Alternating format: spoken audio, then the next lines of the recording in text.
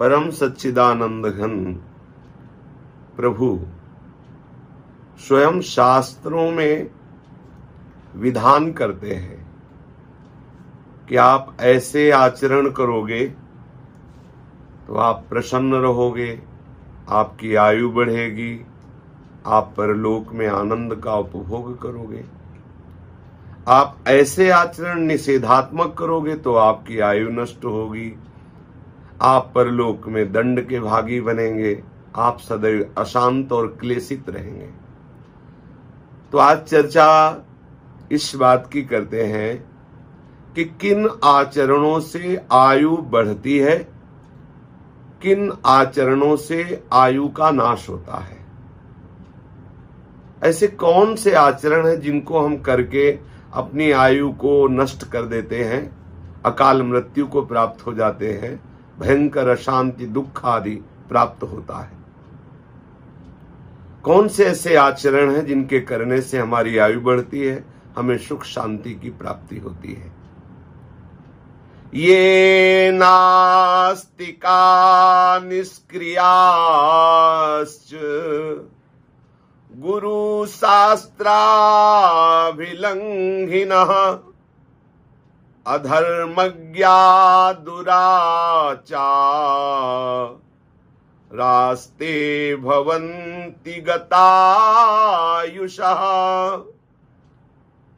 ऐसे नास्तिकता के वचन बोलते हैं, नास्तिकता की भावना में रहते हैं, जो शास्त्र की आज्ञा के विरुद्ध क्रियाएं करते हैं, जो गुरुदेव की अवहेलना करते हैं, गुरुदेव की आज्ञा का उल्लंघन करते हैं, जो धर्म को नहीं मानते हैं, दुराचार परायण रहते हैं, उनकी आयु बहुत जल्दी नष्ट हो जाती है। बहुत ध्यान देने योग्य बात है। उनकी आयु नष्ट हो जाती है, उनको अकाल मृत्यु की प्राप्ति होती है। उपासक को जो निषेध किया जा रहा है उसे कभी जीवन में स्वीकार नहीं करना चाहिए। कह रहे हैं कि जो लोग लोष्ठ मर्दी तृणच्छेदी नख खादी चयो नरः नित्योच्छिष्टः संकुशको नेहायुर्विंदते महत।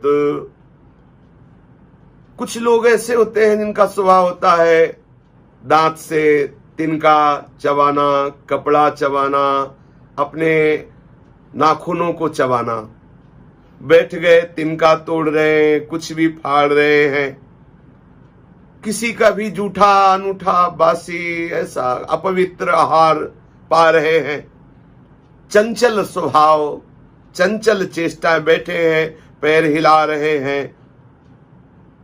ऐसे लोगों की आयु नष्ट होने लगती है। ये शास्त्र आज्ञाएं बहुत ध्यान से सुने और इसको आचरण में उतारे।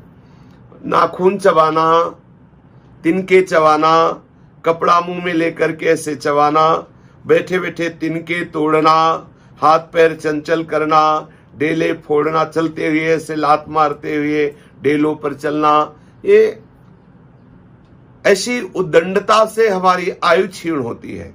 शास्त्र आज्ञा कर रहा है जो ब्रह्म मुहूर्त में नहीं उठता, सूर्य उदय होने के 90 मिनट पहले सबको उठ जाना चाहिए।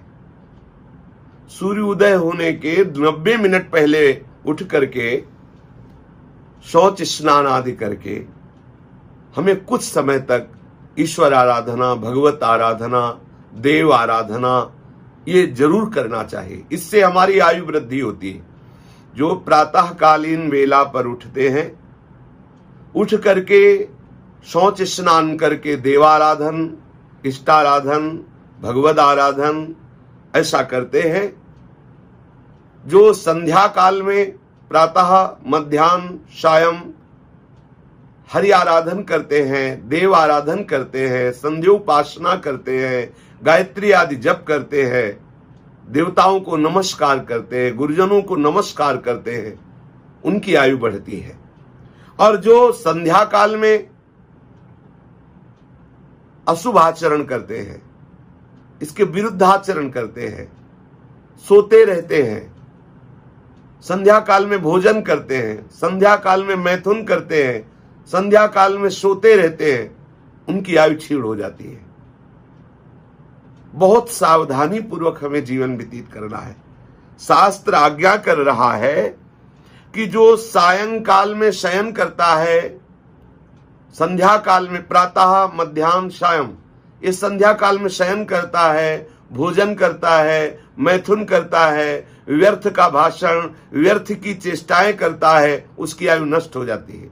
जो संध्या काल में देव आराधन, हरि आराधन, भगवत चिंतन, मंगल विधान करता है, वो अपनी आयु को बढ़ाता है, लोक परलोक में सुख को प्राप्त करता है। इसलिए ब्रह्म मुहूर्त में सबको उठ जाना चाहिए, शयन नहीं करना चाहिए।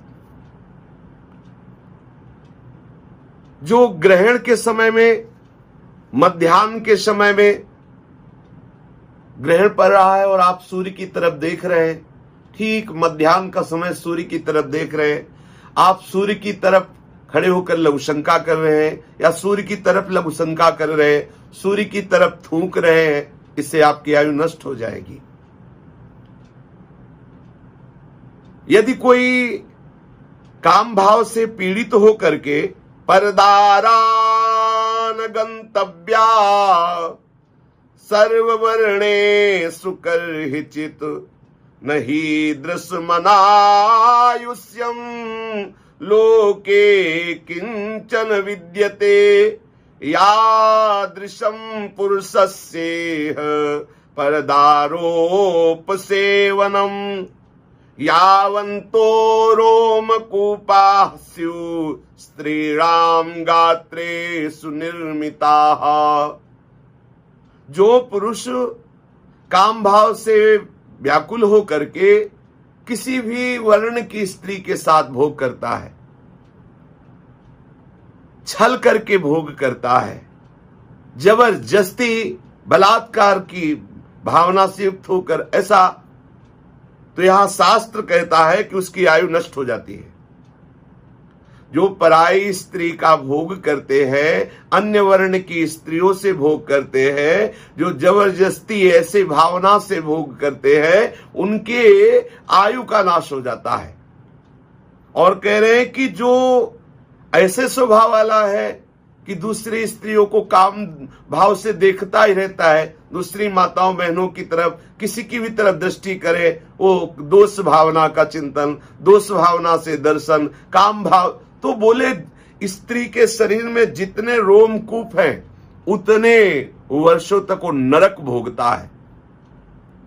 जो पराई स्त्री के साथ, पराई माता बहनों के साथ काम भाव रखता है, दोष दृष्टि देखता है, उनके साथ व्यभिचार करता है, तो उसकी आयु नष्ट हो जाती है और मरने के बाद उस स्त्री के शरीर में जितने रोए हैं उतने वर्षों तक वो नरक भोगता है। यावंतो रोमकूपाः स्युः स्त्रीणां गात्रेषु निर्मिताः। जितने रोमकूप उस स्त्री के शरीर में होते हैं उतने वर्षों तक वो व्यभिचारी पुरुष नरक भोगता है। पंथा देयो ब्राह्मणाय गोभ्यो राजभ्यो एव च वृद्धाय भारतप्ताय गर्भिण्यै दुर्बलाय च। सामने से कोई ब्रह्म ऋषि पधार रहा है, वैष्णव आ रहा है, कोई भक्त आ रहा है, संत आ रहा है, आप अलग हटकर खड़े हो गए, झुक करके उसको मार्ग दे दिया। कोई वयोवृद्ध आ रहा है, आप उसको पहले निकल जाने दीजिए। कोई गर्भिणी स्त्री आ रही है, आप उसको पहले मार्ग दे दीजिए। कोई बहुत भार लादे हुए है, उसको आप मार्ग दे दीजिए। इससे आपकी आयु बढ़ जाएगी। और यदि संत वैष्णव ब्रह्म ऋषि गुरुजन पधार रहे और आप अभिमान पूर्वक ना उनकी अभ्यर्थना की, ना उनको मार्ग दिया और अकड़े खड़े रहे, तो आपकी आयु नष्ट हो जाएगी। कोई गर्भिणी स्त्री आ रही है, आप उसे धक्का दे रहे, उसे मार्ग नहीं दे रहे, तो ये अपराध बन जाएगा। कोई दुर्बल है, वयोवृद्ध है, कोई भार लिए हुए है, आप उसे मार्ग नहीं देते, आप उसे पीड़ा पहुंचाते हैं, तो आपकी आयु नष्ट हो जाएगी। शास्त्र आज्ञा करता है कि उपान हो च वस्त्रम च धृतमन्यैर्न धारयेत् ब्रह्मचारी च नित्यं स्यात् पादं पादेन नाक्रमेत् अमावस्यां पौर्णमास्यां चतुर्दश्यां च सर्वशः अष्टम्यां सर्वपक्षाणां ब्रह्मचारी सदा भवेत्। दूसरों के पहने हुए वस्त्र, दूसरों के पहने हुए पादुका जूते, ये केवल गुरुजनों की प्रसादी शिष्य या भगवत प्रसादी धारण कर सकता है भक्त। अन्य दूसरों के पहने हुए कपड़े नहीं पहनना चाहिए, अन्य दूसरों के पहने हुए पादुकाएं नहीं पहनना चाहिए। और अमावस्या, पूर्णिमा, चतुर्दशी, अष्टमी, एकादशी आदि तिथि को गृहस्थ को भी समागम नहीं करना, स्त्री समागम नहीं करना चाहिए, स्त्री सहवास नहीं करना चाहिए, ब्रह्मचर्य से रहना चाहिए। जो अमावस्या को, पूर्णिमा को, चतुर्दशी को, अष्टमी को, एकादशी को स्त्री समागम करता है तो उसकी आयु नष्ट हो जाती है। ये बहुत ध्यान देने योग्य बात है। यदि आप अन्य किसी के पहने हुए कपड़े पहनते हैं, अन्य किसी के पहने हुए जूते पहनते हैं और इन तिथियों में व्यभिचार करते हैं तो आपकी निश्चित आयु नष्ट हो जाएगी।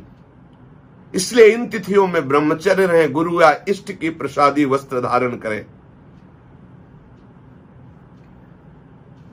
दूसरों के हृदय को बेधे ऐसे कभी वचन न बोले, क्रूरता पूर्वक कोई क्रिया न करे जिससे किसी को नीचा देखना पड़े, ऐसी आप चेष्टा न करें। आप रुखाई भरे वचन, दूसरों को उद्वेग देने वाले वचन, दूसरों को मर्म पहुंचाने वाले वचन ऐसे कभी न बोले, नहीं तो आपकी आयु नष्ट हो जाएगी। शास्त्र आज्ञा करता है रोहते सायकैर्विद्धम वनम परशुनाहतम वाचा दुरुक्तम बीभत्सम न संरोहति वाक्षतम। बाणों से शरीर जैसे बिंध जाए या किसी अस्त्र से शरीर कट जाए तो औषधि लगाने से उसे भरा जा सकता है, लेकिन जब दुर्वचन रूपी बाण से किसी के हृदय को बेध दिया जाता है तो बहुत उसे कष्ट होता है। इसलिए शास्त्र आज्ञा करता है कभी ऐसे वचन मत बोलो कि किसी के मर्म स्थान को जाकर दुखावे, किसी का हृदय दुखे, ऐसे वचन मत बोलो, इससे तुम्हारी आयु क्षीण हो जाएगी। ऐसे कटु वचन, ऐसे दुर्वचन, ऐसे परुख वचन जिससे दूसरे का हृदय छलनी हो जाए, ऐसा कभी ना बोलो। यदि कोई अंधा है, कोई लंगड़ा है, निंदित रूप वाला है, निर्बल है, अंग ऐसे उसके बिगड़े हुए हैं, कुरूप है, ऐसे लोगों से बहुत प्यार से बात करो, उनका उपहास मत करो। यदि उनका उपहास करते हो तो आपकी आयु नष्ट हो जाएगी, आपके सुकृत नष्ट हो जाएंगे। उनको बहुत प्यार दो।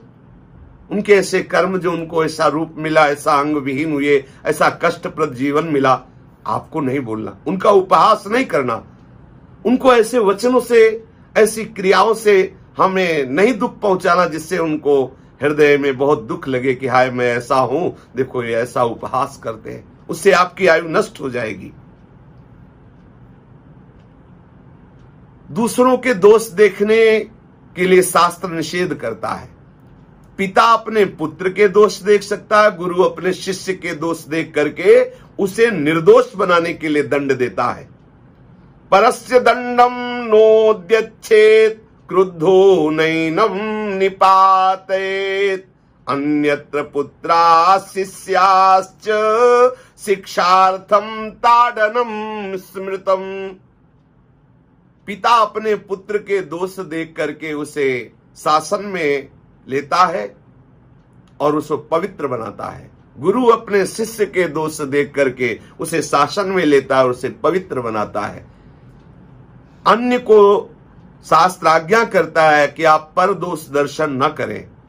पर दोष दर्शन करेंगे, दूसरों की निंदा करेंगे, दूसरों की अवहेलना करेंगे तो आपके सुकृत नष्ट हो जाएंगे, आपकी आयु नष्ट हो जाएगी।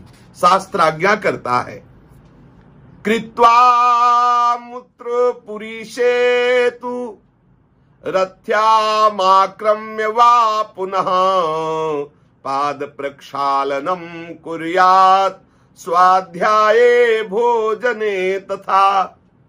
जब आप मल त्याग कर रहे हो शौच में, शौचालय में, जब आप मूत्र त्याग कर रहे हो तो मौन रहिए। अगर आप ऐसा नहीं करते तो आपकी आयु नष्ट हो जाएगी। मलमूत्र त्याग करते समय जो बात करते हैं, मलमूत्र त्याग के बाद जो पवित्र नहीं होते हैं, ऐसे ही अपवित्र बने रहते हैं, उनकी आयु नष्ट हो जाती है। शास्त्र आज्ञा करता है कि आप शौचालय में शौच होने के बाद पवित्र होइए, आचमन कीजिए, पवित्र होकर फिर वस्त्र धारण कीजिए।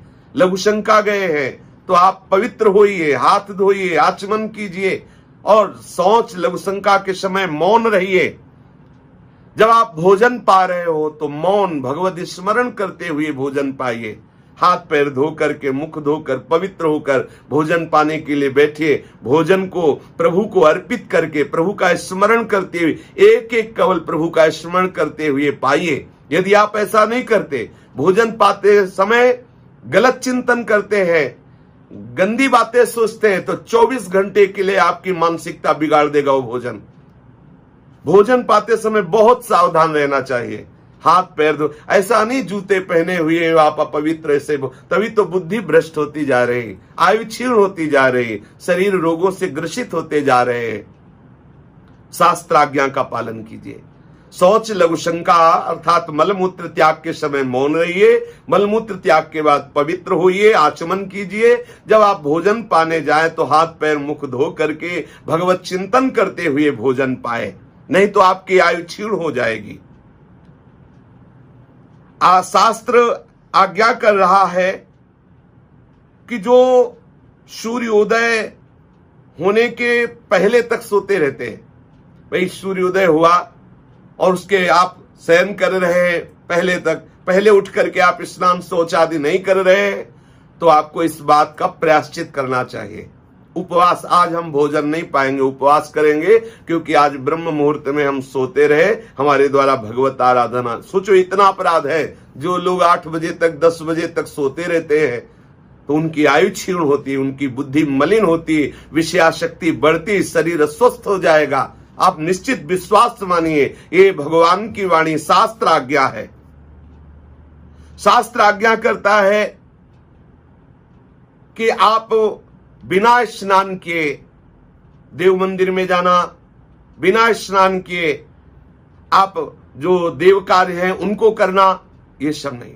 सबसे पहले आप जब शौच करें तो स्नान जरूर करें, पवित्र जरूर हो। आप इसका रहस्य समझिए। जब आप ऐसे शौच किए हुए अपवित्र दशा में अपने घर में घूम रहे हैं तो आपकी जितनी वस्तुएं सब अपवित्र हो रही, उनसे फिर जो व्यवहार होगा सब अपवित्र व्यवहार होगा। वो स्वास्थ्य, बुद्धि, आयु सबका हरण करने वाला होगा। जब कभी आपको ठाकुर जी की प्रसादी वस्त्रमाला आदि मिले, बड़े सम्मान से तत्काल प्रणाम करके गले पे धारण कीजिए, उसको स्वीकार की। प्रसाद मिले तत्काल उसको मुख, ऐसे नहीं लिया और ऐसे तो फिर उससे आपको अपराध लगता है। ठाकुर जी का प्रसाद मिलते ही पहले माला, पुष्प, जो भी प्रसाद, पहले प्रणाम करे, अहोभाग्य, और तत्काल उससे स्वीकार करे। शास्त्र आज्ञा कर रहा है, जैसे खेती है, बहुत सुंदर अन्न है, उसमें खड़े खड़े लघुशंका करना, शौच करना। जैसे पीपल का वृक्ष